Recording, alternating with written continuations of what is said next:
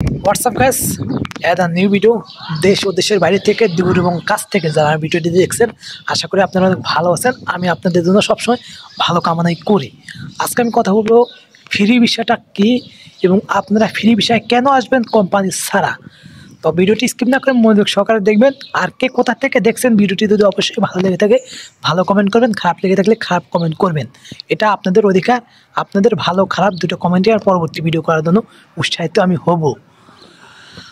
আজকে free visa সম্পর্কে যে কথাটি বলবো, ফ্রি ভিসা মূলত এটা আমরা যেটা ভাবি যে ফ্রি ভিসা মানে যে আমার মন ইচ্ছা, স্বাধীনতা আছে, সব কিছুই আছে, আমি যখন যা করি তাই করতে পারবো, মূলত এটাই আমরা ভাবি।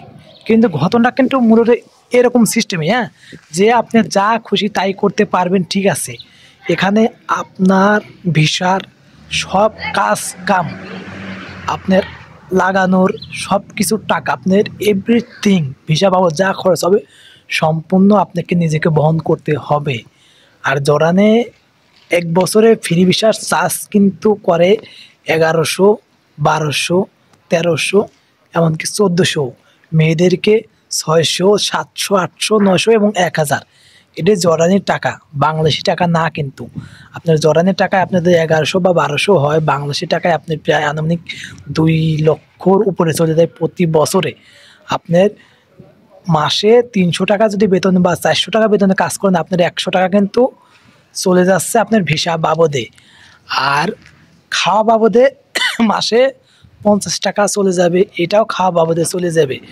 এবং এরপরে আপনার ফোন সার্ভিসিং, আপনার যে মোবাইল নেট, এটা বলছি মোবাইল নেট, আপনার পকেট খরচ ইত্যাদি, আবার থাকা খরচ, এই বাবদে আপনার আরও ধরেন 70 টাকা মাসে যাবে। তাহলে আপনার 400, 450 বা 500-র উপরে কারোর বেতন ফ্রি ভিসা হলে এর উপরে ইনকাম করা পসিবল না এবং হয়ও না, খুব কম। তো আপনারা যদি এগুলো করেন, দেখাচ্ছে এর বাবদে আপনার কী হয় যে 200 বা 220-30 টাকা আপনার এক্সট্রা খরচই হয়ে যায় ভাই। কারণ আপনার কন্টিনিউ এটা খরচ হবেই, খাওয়া করতেই হবে, থাকতেই হবে, আর ভিসা ফ্রি ভিসা লাগালে পরে এটা করতেই হবে। আর এগুলো করতে আপনার প্রতি বছরে এই টাকাটা দিতেই হবে। এখন আপনি যদি এগুলো টাকা দিয়ে ম্যানেজ করতে পারেন তাহলে আপনি ফ্রি ভিসা আসেন, কোনো সমস্যা নেই। কিন্তু অসুবিধাটা কোথায় জানেন? যখন আপনি প্রতি খাওয়া ঠিক আছে, থাকা ঠিক আছে, এবং আকামার টাকার যেগুলা এই দেশে বলে হাওয়াই, আকামার খরচ সেটাও ঠিক আছে, কিন্তু আপনি যদি কাজ না পান তখন আপনার কী অবস্থা হবে বলেন? যদি 1 মাস, কারণ ফ্রি ভিসা লোকেদের কাজ, আমরা যেমন আমাদের কোনো কাগজপাতি নেই, আমাদের কোনো মাসে দেখাচ্ছে আমরা পেট বাঁচানোর জন্য আমাদের যদি মাসে 200 টাকাও বেতন হয় তখন আমরা করে ফেলাই। কিন্তু ফ্রি ভিসার লোক কিন্তু অনেক কিছু ভেবে চিন্তে করতে হয়, তাদের অনেক এক্সপেন্সিভ প্রাইজের যেগুলো কাজগুলো, তাদের সেই কাজগুলো ধরতে হয়। কারণ আমাদের প্রতি মাসে 100 টাকা করে লাগে না, কারণ আমরা কোনো কাগজপাতি নেই, আমাদের কোনো ঝামেলা আছে, কিন্তু আমাদের ধরলে পরে বাংলাদেশ পাঠিয়ে দেবে। কিন্তু ফ্রি ভিসার লোকের ধরলে কোনো সমস্যা নেই, কারণ তাদের কাগজপাতি আছে। আর আমরা যেটা করি এটা আইনত দণ্ডনীয় অপরাধ। ফ্রি ভিসার লোকটা সেটা হবে না, তারা সেই সুযোগ সুবিধা আমাদের থেকে বেটার পাবে। কিন্তু তাদের এক্সপেন্সিভ কাজ, যে 500 দিনার মাসে দিয়ে কাজ করানো, এরকম কাজ কিন্তু জর্ডানে পাওয়া অনেক টাফ।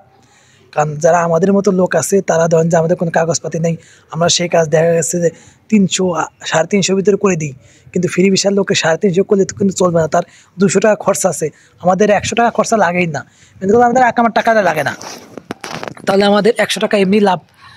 তাহলে ফ্রি ভিসা আপনি এসে তাহলে লস না, আপনাদের কোম্পানিতে আসেন, তাহলে আপনার এই সবগুলো আপনাদের 220 টাকা, এই 220-30 টাকা সম্পূর্ণ আপনার মোবাইল চার্জিং ছাড়া সম্পূর্ণ খরচ আপনার কোম্পানি বহন করবে।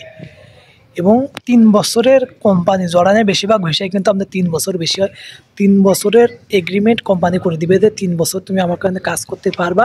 এর ভিতরে যদি কোনো অসুস্থ হও বা তোমার কামের যদি আমরা সন্তুষ্ট পাই তাহলে তোমাকে পরবর্তীতে আমরা কন্টিনিউ করব, তাহলে তোমাকে ক্যান্সেল করে দেবো। কিন্তু আপনারও এরকম মতামত থাকতে পারে যে 3 বছর আমার ভালো লাগলে আমি করলাম, পরবর্তীতে আপনি যদি না ভাবেন যে না আমার ভালো লাগছে না, আমি অন্য কোম্পানিতে আসবো। 3 বছর একটা দেশে থাকলে কিন্তু দেশের মোটামুটি আপনার 100% 80% আপনার দেশের নিয়ম কারণ, কাজের সিস্টেম সব কিছু আপনার জানা হয়ে দিতে পারে।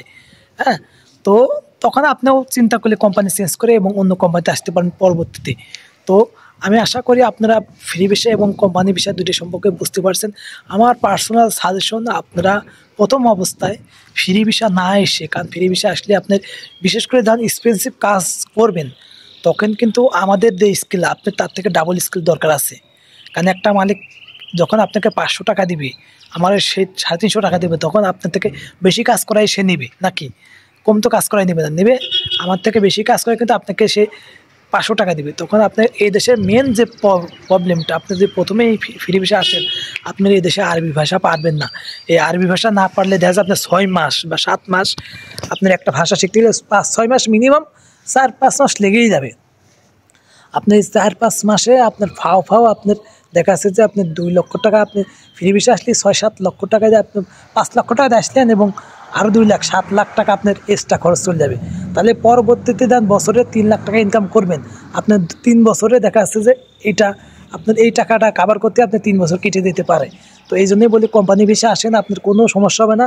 আপনি হালকা পাতলা আরবি শিখেন এবং কোম্পানি ভিসায় খরচও কম, এবং হয়তো আপনার একটু কষ্ট হবে, আপনার শারীরিক কষ্ট হবে, মানসিক কষ্ট হবে, আপনার কাজের প্রেশার হবে, কিন্তু পরবর্তীতে আপনি যখন আসবেন তখন আপনি অনেক কিছু সম্বন্ধে জানবেন এবং দেশ সম্বন্ধে জানবেন, এবং সেই দেশে কোন এলাকায় কাম বেশি এবং কোন কাজ চাহিদা বেশি, সেই কাজের উপরে দেন আপনি একটা ভালো একটা স্কিল নিয়ে আসবেন, তখন আপনি ভালো টাকা ইনকাম করতে পারবেন। তো আমার ভিডিওটি যদি ভালো লেগে থাকে অবশ্যই লাইক কমেন্ট করবেন, আমার চ্যানেলটি সাবস্ক্রাইব করে পাশে দেখবেন। ভিডিওটি অনেক বড় হলেও আপনারা স্কিপ না করে ভালো করে দেখবেন, ইনশাল্লাহ অনেক কিছু বুঝতে পারবেন।